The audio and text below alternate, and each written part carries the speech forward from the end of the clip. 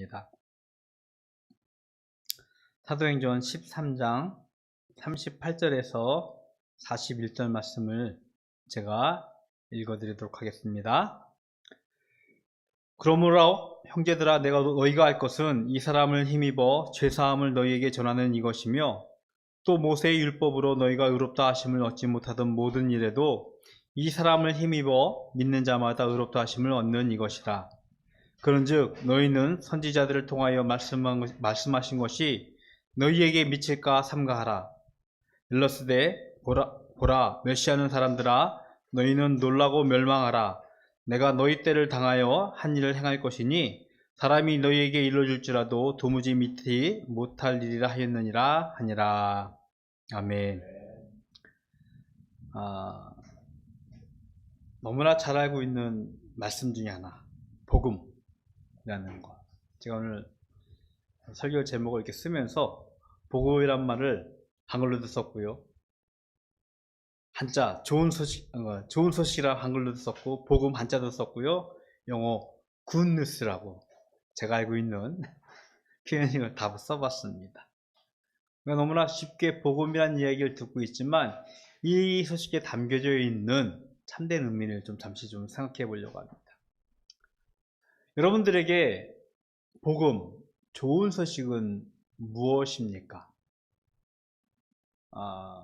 많은 사람들이요, 이런 생각을 합니다. 오랜 시간 동안, 그리고 우리가 생각하고 있는 여러 가지 생각 중에 부자가 되는 법, 재테크하는 법, 그래서 재물이 좀 많아지는 걸 생각해 볼 수도 있고요. 또 하나는 건강해지는 법, 그렇죠? 건강하게 오래 사는 것, 우리에게 큰 복음일 수도 있고요, 좋은 소식일 수 있습니다. 우리들의 기본적인 욕구를 채우는 그것을 우리는 좋은 소식, 복음, 굿뉴스라 생각을 할 수 있을 것 같아요. 그럼에도 궁극적인 좋은 소식은요, 생명에 관한 소식일 것입니다. 많은 재물, 권력, 건강, 그것을 넘어서는 것이 우리의 생명에 관한 문제이고 질문이, 저는 궁극적인 복음이고 좋은 소식이라고 생각을 합니다. 바울과 바나바가 계속해서 여행을 합니다. 전도 여행을 하면서 예수 그리스도의 복음을 전파했어요. 13장의 말씀을 그 앞쪽에서 쭉 읽다 보면 바울의 설교와 같은 가르침을 쭉 기록하고 있습니다. 거기에 증거되는 말씀을 요약하면 이렇습니다. 분명 율법이요, 유대인의 율법은 하나님의 명령으로 시작되어집니다. 그런데 그 하나님의 율법이, 그 말씀의 생명력과 권위가 퇴색하고 변질되어진 채 유대사회를 이끌어가는, 유대사회를 지탱하는 도구로 전락되었음을 우리들에게 말씀하고 있습니다. 예수 그리스도의 복음은 유대인의 왜곡되고 변질된 율법에, 즉 하나님의 말씀에 저항을 하고 있어요. 이스라엘의 역사를 관통하는 하나님의 명령, 그 명령이 이스라엘을, 유대인을, 그 사회를 지탱하는 도구가 아니라, 그 하나님의 명령이 이스라엘을 회복하고 이스라엘을 구원하고 이스라엘의 새 생명을 약속하는 하나님의 명령이라는 것을 다시 한번 상기시키십니다. 그러면서 그는 말합니다. 그 하나님 명령 속에 감추어진 이가 있는데, 그가 바로 하나님의 약속으로 이 땅에 오신 예수 그리스도, 그리고 그가 인간의 죄를 대속하여 죽으시고 부활하셨음을 우리들에게 선포했습니다. 죽음의 두려움을 넘어서는 하나님 나라의 생명의 약속이 바로 예수 그리스도 안에 있음을 사도 바울이 그들에게 다시 한번 선포하고 있는 것입니다. 죽음 이후의 세상, 우리는 사후세계라고 하죠. 이 사후세계를 인간의 많은 생각을 하고 노력을 하면서 종교적인 흔적들을 이곳저곳에서 남겼습니다. 상상해 보십시오. 우리는 인간의 구원을 위해서 착한 일을 해야 된다고 생각합니다. 많이 그렇잖아요. 너 착해야 돼. 좋은 일 해야 돼. 실제로 그렇습니다. 그렇게 선한 일을 하는 사람들 많이 있어요. 교회에 다니지 않는데도 불구하고 착한 사람들 많이 있습니다. 그런 선한 행실, 혹은 아시아권에 좀 많이 있는 것 같은데, 극도의 어떤 경건생활, 금욕적인 경건생활, 인도에 가면 막 요가를 해가면서 자신의 몸을 막 좀 상해가면서 경건한 생각을, 금욕적인 삶을 하면서 인간 스스로 구원을 하고자 하는 노력들을 수없이 해왔습니다. 선을 행하거나 금욕적인 생활, 경건생활. 그런데 또 안타까운 것은요, 생명의 약속으로 선포된 하나님의 율법이 이스라엘에게 먼저 선포되어졌지만 오랜 시간 지속되어지면서 이스라엘은 말씀드린 대로 부를 착취하거나 권력을 쟁취하는 인간의 탐욕으로 전락되어지는, 퇴색되어지는 또 다른 양태로 나았음을 우리에게 보여주고 있습니다. 하나님을 향한, 하나님께서 우리에게 주신 구원의 문제들을 인간 모든 이들이 갖고 있는데, 각기 제각기의 모습으로 착한 행실, 경건한 금욕적인 생활, 또 다른 어떤 사회적인 어떤 권력, 그런 모습으로 타락되어지고 있음을 우리는 보고 있습니다. 바울은요, 이 모습들을 이렇게 정리하고 있습니다. 39절 시작하면서 이렇게 표현을 하고 있습니다. 모세의 율법으로 너희가 의롭다 하심을 얻지 못하더니리라 라고 표현을 하고 있어요. 모세의 율법, 분명히 하나님의 말씀이고 하나님이 우리에게 주신 생명의 언약입니다. 그런데 이것으로 너희가 의롭다 하심을 받지 못한다라고 선포하고 있어요. 왜? 인간이 그 하나님의 율법을 변질시키고 왜곡하고 인간 사회를 지탱하기 위한 도구로 전락시켰기 때문입니다. 이스라엘의 역사는요, 인간 스스로 구원의 문제를 해결할 수 없음을 우리에게 너무나 잘 보여주고 있어요. 하나님이 끊임없이 선지자들을 통해서 하나님의 말씀을 선포하고 그 말씀으로 인하여 회복되어지고 구원의 은혜가 다시 그들에게 있기를 원하는데, 인간들은요 그렇지 못합니다. 그저 율법을 지키는 것 몇 가지로 인하여서 인간 스스로 구원코자 하는 헛된 노력들을 우리들에게 보여주었음을 이스라엘의 역사를 통해서 우리에게 말씀하고 있습니다. 우리가 읽으면서 앞에 34절에는요 이것을 바울은 썩어질 인간의 죽음으로 구분하고 있어요.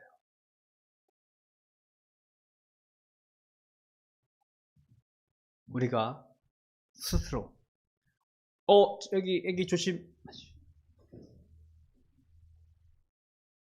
인간 스스로 인간 구원의 문제를 해결한다는 것은 불가능하다는 것이 성경의 역사이고 우리의 역사임을 우리는 깨달아야 합니다. 하나님이 여러 선지자를 통해서 약속하신 하나님의 말씀, 생명의 그 말씀, 이스라엘 역사를 통해서 관통하는 그 말씀 가운데 이제는 하나님의 숨겨진 약속이 있음을 바울이 가르치고 있습니다. 다윗의 자손 가운데 죽음에 묻혀있는 자들 가운데서 살리신 이가 하나 있는데 그 사람이 바로 오늘 37절에 말씀하고 있는 하나님께서 살리시는 이라고 하면서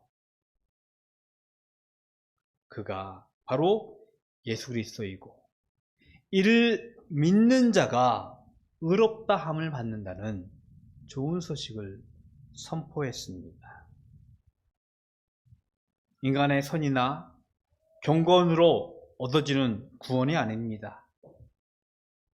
우리의 죄를 대속하시고 그 죄를 대속하시기 위해 죽으시고 부활하신 예수 그리스도를 믿는 믿음으로 우리가 의롭다함을 받는 좋은 소식, 복음이 우리 가운데 선포되어졌음을 바울이 선포했습니다.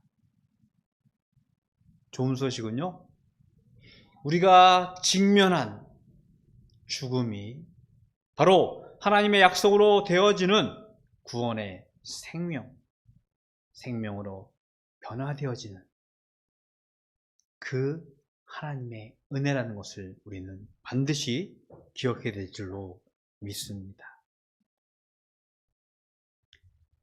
여기서 하나만 질문을 해보고 싶어요. 여러분들 혹시 선뜻 받아지기에 너무나 큰, 너무나 값진 선물을 받아본 적이 있는지요?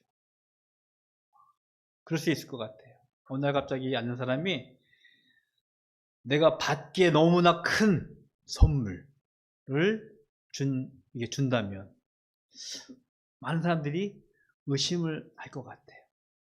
왜 주지? 어떻게 나한테 이런 것을? 오늘 갑자기 제 지인이 저에게 한 1억을, 10억을 갑자기 준다면 저 사람이 왜? 저는 근데 받을 것 같아요. 준다면. 근데 의심할 것 같아요. 왜 주지? 의심하게 되겠죠? 당연히. 선물의 의미와 목적이 분명히 다른 데 있을 거야 라는 생각을 우리는 할 수밖에 없습니다. 거저주는 것에 대한 의구심 갖는 건 자연스러울 것입니다. 그런데 동일하게 우리가 아무 노력 없이 아무 수고 없이 그저 믿는다는 믿음으로 생명을 우리에게 주시겠다는 그 약속이 우리는 때로는 받아들이기 너무 힘든 진리로 여겨질 때가 있다는 것입니다. 오늘 41절의 말씀은요, 하박국 선지자의 말씀입니다. 보라, 멸시하는 사람들아, 너희는 놀라고 멸망하라. 내가 너희 때를 당하여 한 일을 행할 것이니 사람이 너희에게 일러줄지라도 도무지 못할 일이라 하였느니라 라고 말씀을 하고 있습니다. 그래요, 하나님께서 우리들에게 생명을 약속하셨습니다. 그런데 그 생명이 우리의 수고, 노력, 헌신, 땀, 그것이 아니라 그저 하나님께서 보내주신 예수 그리스도를 믿는 믿음으로 이것이 우리에게 이루어진다는 것이 너무나 우리는 믿어지지 않는 것이 사실일 것 같아요. 유대인들은요, 이 말씀이 선포되어질 때 믿지 않았어요. 내가 지금까지 해온 율법적인 노력, 종교적인 헌신이 얼마나 많은데, 내가 스스로 굴욕적이고 경건 생활을 하면서 구원을 하기 위해서 노력한 것이 얼마나 있는데, 그런 건 다 의미가 없고 필요 없고 그저 예수 그리스도의 죽음과 부활을 믿는다는 것으로서 하나님께 의롭다함을 받는다는 거 너무나 쉽잖아, 너무나 가치 없잖아 생각하면서 받아들이기 힘들어합니다. 그런데 이 안타까운 일은요, 지금도 마찬가지예요. 우리들에게 예수 그리스도의 복음이 선포되어지고 있습니다. 2000년 전 예수 그리스도의 죽음, 부활, 그것을 우리 그저 믿는다는 것 자체로 우리는 의롭다함을 받을 수 있고요, 하나님이 의롭다함을 받음으로 통하여서 하나님의 생명이 약속되어졌다는 사실을 받아들이는 것, 믿는 것 쉽지가 않다는 것이 우리의 현실이라는 것입니다. 예수 그리스도를 믿는 믿음은요, 하나님의 선물이고 하나님의 은혜입니다. 예수 그리스도를 믿는 믿음으로 의롭다함을 얻는 그 복음의 축복이 우리 가운데 있기를 기도합니다. 우리가 교회에 와서 헌신하고 땀 흘리고 노력하는 일, 굉장히 의미 있고 중요한 일입니다. 그런데 하나님은요, 거기에 방점을 두지 않으세요. 나의 죄를 대속하여 죽으신 예수 그리스도를, 그 예수 그리스도의 부활을 믿는 것이 이 좋은 소식임을 우리들에게 가르치고 있다는 것입니다. 죽었던 우리의 생명을 살리는 예수 그리스도의 복음은요, 너무나 값진 것이기 때문에 우리가 가진 것으로는 도무지 살 수가 없어요. 성경을 하나 읽어드리겠습니다. 요한계시록 22장 17절의 말씀입니다. 성령과 신부가 말씀하시기를 오라 하시는도다. 듣는 자도 오라 할 것이요, 목마른 자도 올 것이요, 또 원하는 자는 값없이 생명수를 받으라 하시더라. 생명수를, 즉 하나님의 생명을 우리에게 주시기로 약속하셨는데, 이것을 값없이 받으라고 성령님이, 하나님이 우리들에게 말씀하고 계십니다. 열심히 노력하고 헌신하고 무엇인가 하는 것 중요하지만 그것이 아니라 그저 믿는 믿음으로 값없이 하나님의 생명을 받으라고 우리들에게 말씀을 하고 있습니다. 바울은요, 바로 이 좋은 소식을 우리들에게 선포하고 있는 것입니다. 하나님은요, 이 좋은 소식이 우리 가운데 선포되어지고 우리 삶 가운데 있기를 기대하고 계십니다. 우리가 교회를 섬기면서 여러 가지 해야 할 일도 있을 것 같아요. 그런데 그것이 중요한 것이 아닙니다. 바로 예수 그리스도의 죽음, 부활, 그 복음을 믿는 믿음에 우리가 방점을 두고 그것이 우리 가운데 축복이 되기를 기도하면서 교회를 섬기고 교회를 세워나갈 수 있기를 주님의 이름으로 축복을 드리겠습니다. 예수 그리스도의 복음을 믿는 믿음으로 하나님으로부터 의롭다 하심을 받는 우리 모든 바닷교회 가족이 되기를 주님의 이름으로 축복을 드리겠습니다. 기도하겠습니다. 하나님, 감사합니다. 하나님께서 이 땅에 보내주신 독생자 예수 그리스도의 죽음과 부활을 믿는 것이 복음이고 좋은 소식임을 우리에게 말씀하셨습니다. 이 말씀을 우리가 믿음으로 순종하고 고백함을 통하여 이 땅 위에서 하나님의 생명으로 살아가는 참된 그리스도인의 삶을 살게 하여 주시옵소서. 하나님께서 주신 믿음의 선물이 우리 가운데 있기를 소원합니다. 하나님, 그 믿음을 통하여 이 땅 위에서 바르고 다른 삶을 살아가는 바닷교회 모든 가족이 되기를 기도합니다. 하나님, 이 시간에 구별하여 예물 드립니다. 주일 예물과 소득의 10분의 1과 감사의 예물과 각가지 기도의 제목을 가지고 드린 예물 주님 기뻐 받으시옵시고 이 예물 드린 자들 그들의 삶 위에 하나님의 축복이 날마다 넘치게 하여 주시옵시고 그들의 삶이 곰핍함을 당하지 않냐고 후회 나눌 수 있는 넉넉함으로 하나님께서 채워 주시옵소서. 지금은 우리 주 예수 그리스도의 은혜와 하나님 아버지의 그 크신 사랑하심과 성령님의 교통하심이 예수 그리스도의 복음을 믿는 믿음으로 이 땅 위에서 참된 그리스도의 삶을 살기로 소원하는 모든 성도들 머리 위에 영원토록 함께 있을지어다. 아멘.